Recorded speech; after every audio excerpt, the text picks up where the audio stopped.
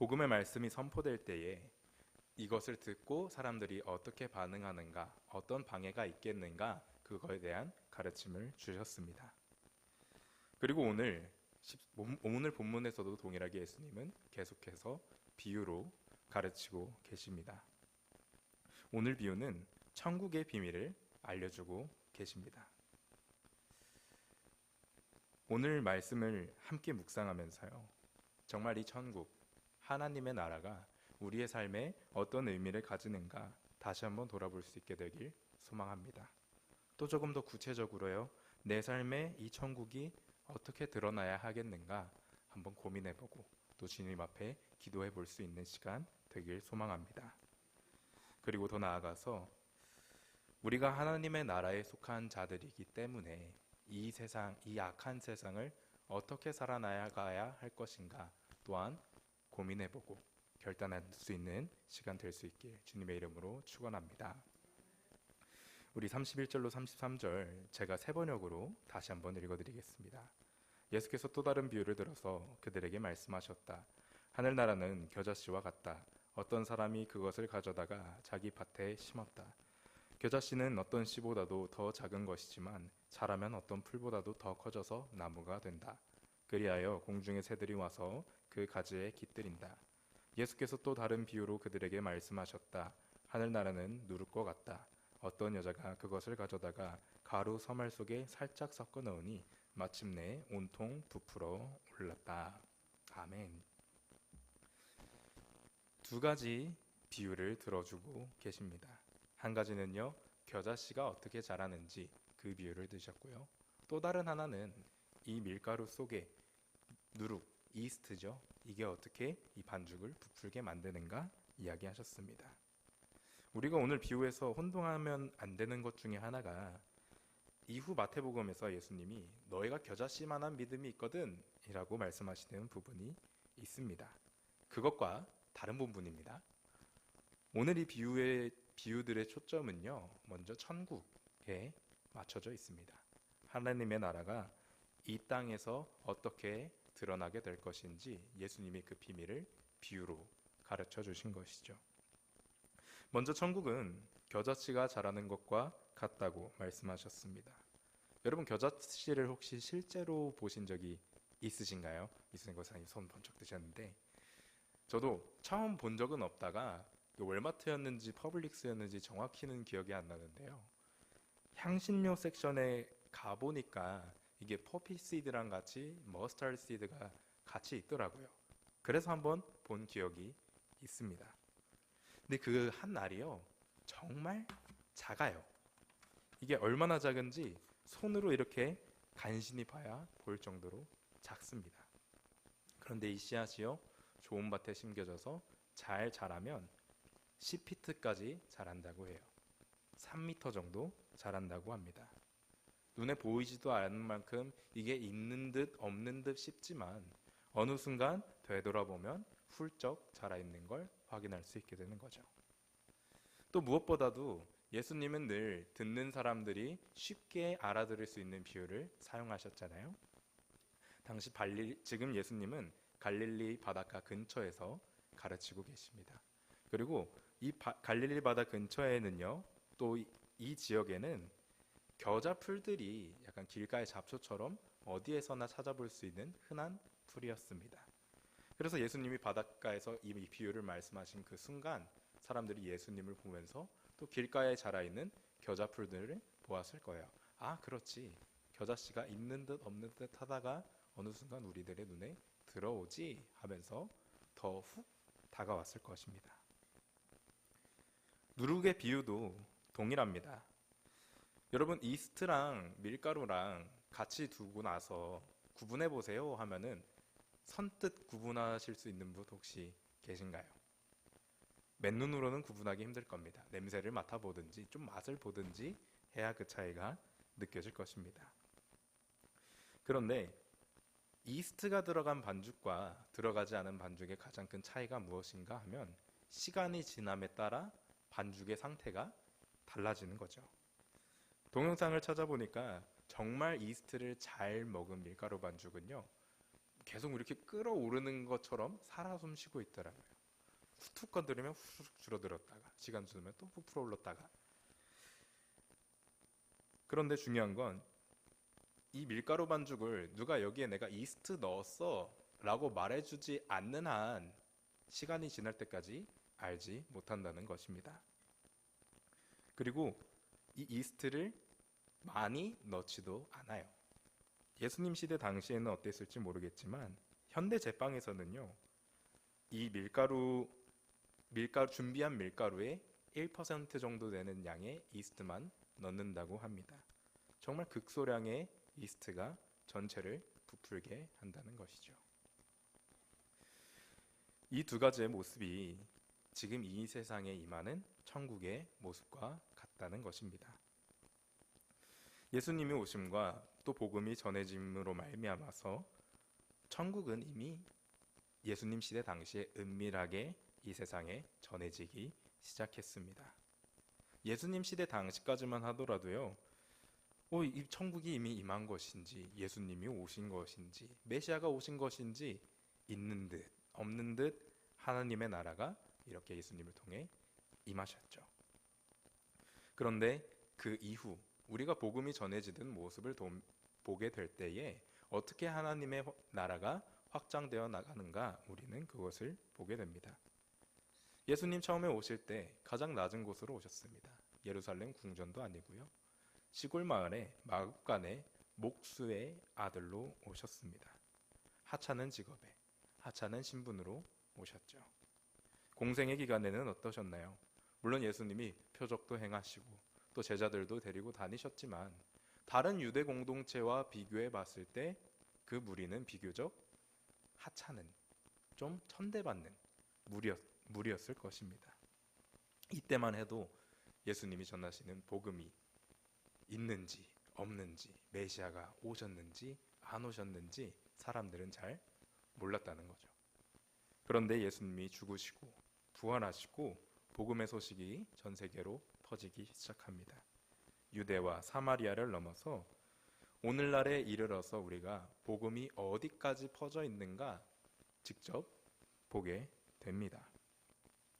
하나님의 나라가 예수님이 계시던 시대와 비교해 보았을 때 정말 이 겨자풀이 자라는 것 같이, 이스트가 어느 순간 반죽을 부풀게 하는 것 같이 우리가 보는 이 시대의 복음이 이미 하나님의 나라가 이렇게 확장되어 나간다는 것이죠. 이런 면에서 볼 때 우리는 이 말씀의 성취된 시대를 살아가고 있는 것과 마찬가지일지 모릅니다. 그러나 중요한 것은 복음의 확장은 끝난 것이 아니라 계속해서 커져 나가야 할 의무가 있기 때문에 모든 그리스도인들은 최선을 다해 복음을 전해야 하는 것이죠.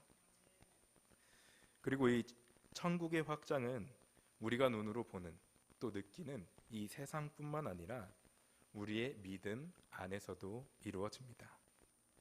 여러분, 그리스도인들을 천국을 소유한 사람들이라고 이야기합니다. 맞나요? 그렇죠? 우리가 소유한 이 천국이 예수님에 대한 믿음, 또 하나님을 향한 믿음을 빗대어 표현하기도 합니다. 처음에 예수님을 믿었을 때 우리가 누리는 천국은 내가 믿었는데 내 삶이 여전히 그대로인 것 같고, 정말 내가 무언가를 복음을 위해서 한다고 하지만 그 일이 정말 하나님 나라의 확장이 있나 없나, 내 믿음의 성장이 있나 없나 고민이 있을 때가 있습니다. 그런데 정말 내가 주님을 믿고 천국을 소유한 사람이라고 믿고 나아가는 사람은요, 그 안에서 꾸준한 성장을 이루게 됩니다.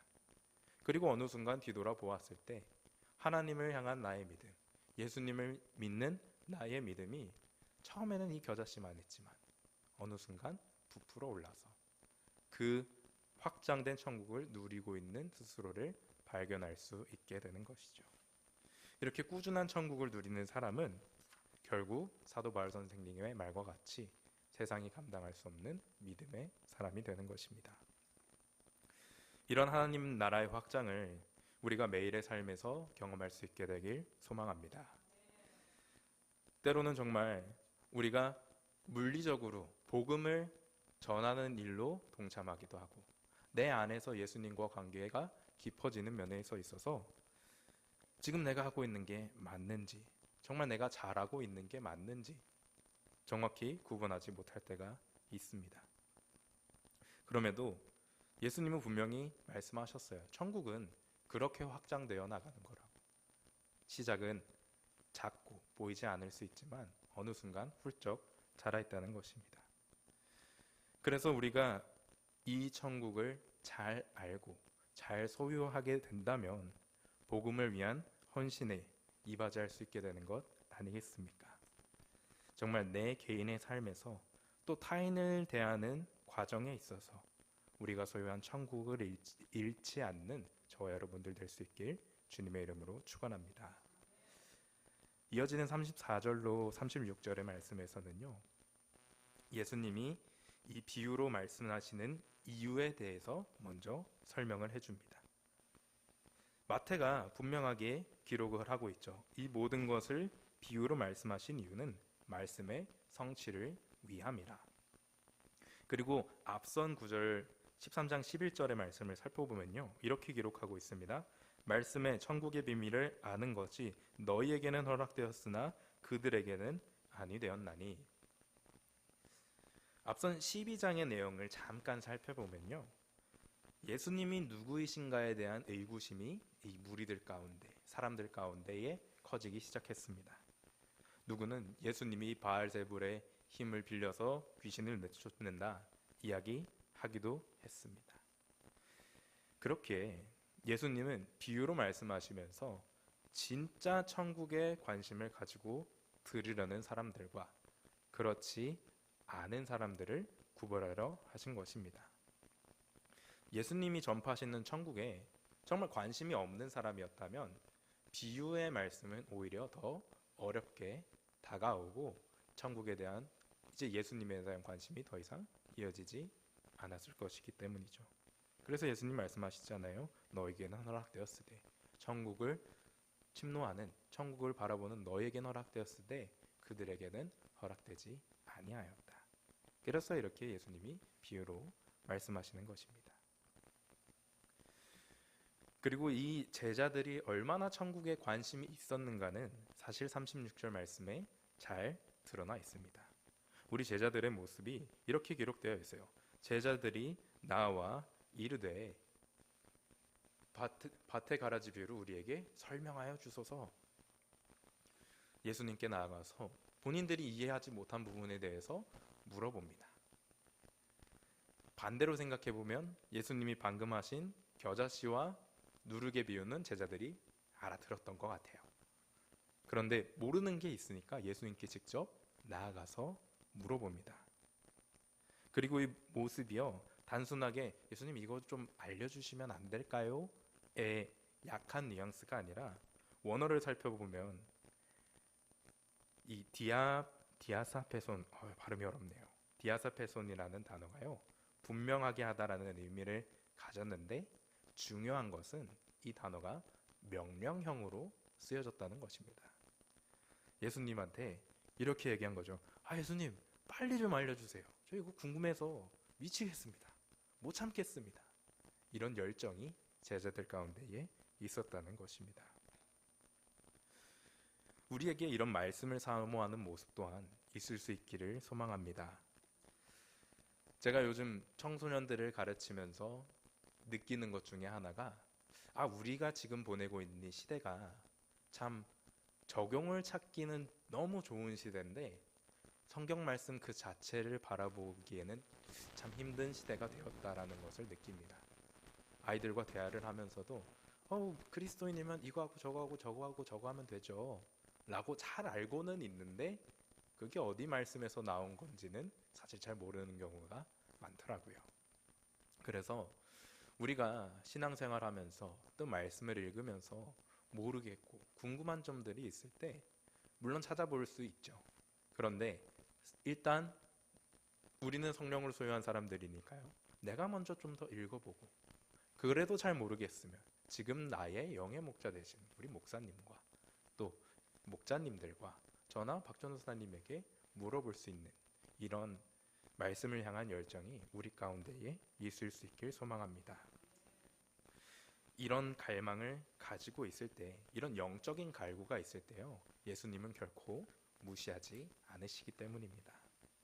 오늘 본문에서도 이 제자들의 간구, 명령형이었으니까 어떻게 보면 좀 협박처럼 들렸을지도 모르겠어요. 예수님 빨리 알려주세요 하고 있는 제자들을 향해 예수님이 친히 설명해 주십니다. 우리 37절로 43절 말씀 세 번역으로 함께 읽겠습니다. 시작.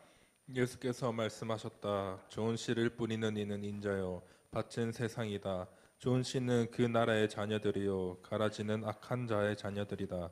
가라지를 뿌리 원수는 악마요 추수때는 세상 끝날이요 추수꾼은 천사들이다. 가라지를 모아다가 불에 태워버리는 것 같이 세상 끝날에도 그렇게 할 것이다. 인자가 천사들을 보낼 터인데 그들은 죄짓게 하는 모든 일들과 불법을 행하는 모든 사람들을 자기 나라에서 모조리 끌어모아다가 불나궁이에 쳐넣을 것이다. 그러면 그들은 거기서 울며 이를 갈 것이다. 그때 의인들은 그들의 아버지의 나라에서 해와 같이 빛날 것이다. 귀 있는 사람은 들어라. 아멘. 지금 예수님의 설명을 잘 이해하기 위해서는 예수님이 앞서서 어떤 비유를 들어주셨는지 또한 우리가 잘 알아야 합니다. 이 비유의 결론부터 먼저 말씀을 드리면은요, 하나님의 나라가 이 땅 가운데에 확장되는 동안에도 악은 여전히 우리와 함께 있다는 것입니다.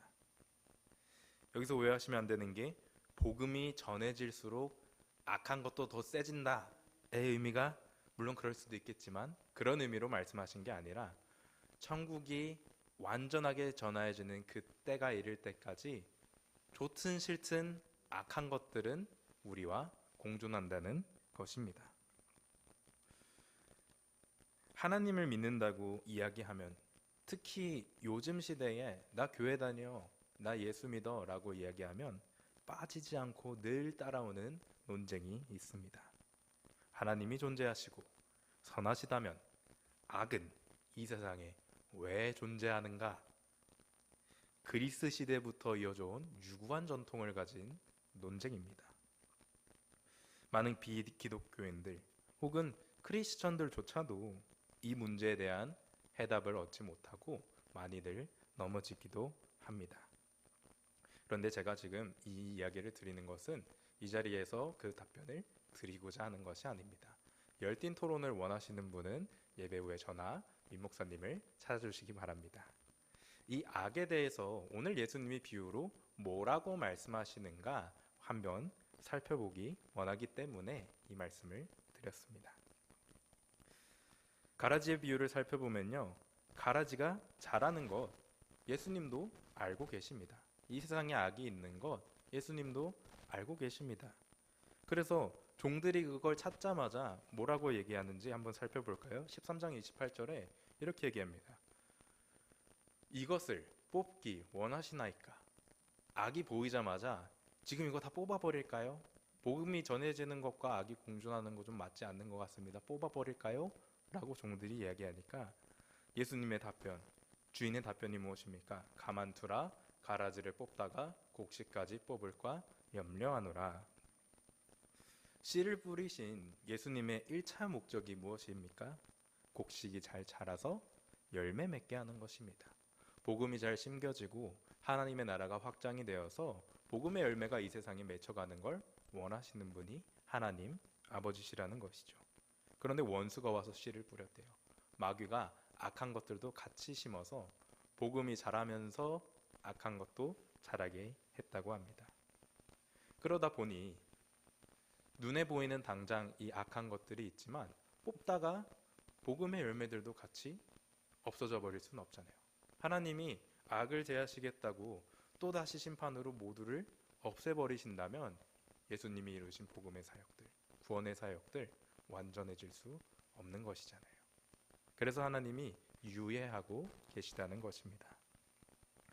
그리고 분명하게 말씀하시죠. 지금 당장 이 악을 제하여 버리지 않을지라도 세상이 끝날 때 그때에 모든 악을 심판한다 약속하셨습니다. 심판을 안 하시는 게 아니라 악이 있더라도 복음의 열매가 더 중요하기 때문에 때를 기다리고 계시다는 것이죠. 우리는 이 악이 있는 세상에 살면서 하나님께 불평하곤 합니다. 하나님, 왜 이 악한 사람들, 이 악한 상황들, 또 악의 결정체들 왜 제 눈앞에서 바로 제거해 주시지 않습니까? 우리가 왜 이런 고난을 당하며 살아야 합니까? 기도하곤 합니다. 그런 우리를 향해 예수님이 말씀하시는 겁니다. 때가 아직 이르지 않았다. 너희가 다칠까 염려하노라. 그리고 말씀하십니다. 저는 이 세 번역의 말투가 참 마음에 들었는데요. 죄짓게 하는 모든 일들과 불법을 행하는 모든 사람들이 자기 나라에서 천국이죠. 모두 끌어모아다가 불아궁에 쳐넣을 것이다. 강하게 말씀하세요. 악인들, 지금 너네 힘들지. 고난이 있을지 몰라. 그래도 끝에 가면 그들 내가 싹 모아다가 심판할 거야. 소망의 약속을 주고 계십니다. 더 나아가서요. 의인들은요. 아버지 나라에서 해와 같이 빛나리라 말씀하셨습니다. 여러분, 우리는 천국의 시작과 완성 사이를 살아가고 있습니다. 하나님의 나라는 이미 임했습니다. 그러나 완전하게 이루어지진 않았습니다. 우리 안에서 물론 구원이 완전하게 이루어졌지만 예수님이 아직 다시 오시지 않았기 때문에 그 완성을 바라보며 살아가고 있는 것이죠. 그래서 우리는 악을 바라보면서 힘들어합니다. 선을 가지고 있는 사람들이기 때문입니다. 그래서 우리가 분명하게 기억해야 하는 것은 하나님의 나라는 이미 이 땅에 드러났고 우리는 그 예수를 믿음으로 말미암아 하나님의 자녀가 되었다는 것입니다. 그리고 그 자녀가 된 자들에게 하나님은 분명하게 악을 이겨낼 힘을 주십니다. 로마서에서 사도 바울 선생님 분명하게 말씀하셨습니다. 로마서 12장 17절에 아무에게도 악을 악으로 갚지 말고 모든 사람 앞에서 선한 일을 도모하라. 21절 악에게 지지 말고 선으로 악을 이기라. 아멘. 악이 공존하는 이 세상일지라도 그 안에서 선한 하나님을 바라보고 선한 복음의 열매 맺어갈 수 있는 저와 여러분들 되길 소망합니다. 세상의 악함에 억울한 일을 당할 때라도 거기에 세상과 같이 악으로 대하는 것이 아니라 시간이 더 오래 걸리고 더 많은 에너지가 들더라도 선으로 그들에게 반응할 수 있기를 주님의 이름으로 축원합니다. 우리의 삶 가운데에 정말 이 확장되어가는 하나님의 나라 어떻게 드러나고 있나요? 이전의 나의 믿음을 돌아보았을 때 예전에는 내가 이거 안 했을 텐데 이전이었으면 내가 혹은 이전이었으면 내가 이걸 했을 텐데 하는 모습들이 우리에게 있을지 모릅니다. 혹여 있으시다면 저는 조심스럽게 생각해 봅니다. 우리 가운데에 그렇게 천국이 확장되어 가고 있는 것입니다. 그러나 도전하길 원하는 것은 지나간 것을 확인하면서 나에게 있는 천국의 확장을 확인하는 것이 아니라 오늘 주님과 동행하는 삶을 살면서 내가 천국을 누리고 있구나, 악을 선으로 이길 힘이 있구나 깨달으며 살아갈 수 있는 저와 여러분들 되길 주님의 이름으로 축원합니다.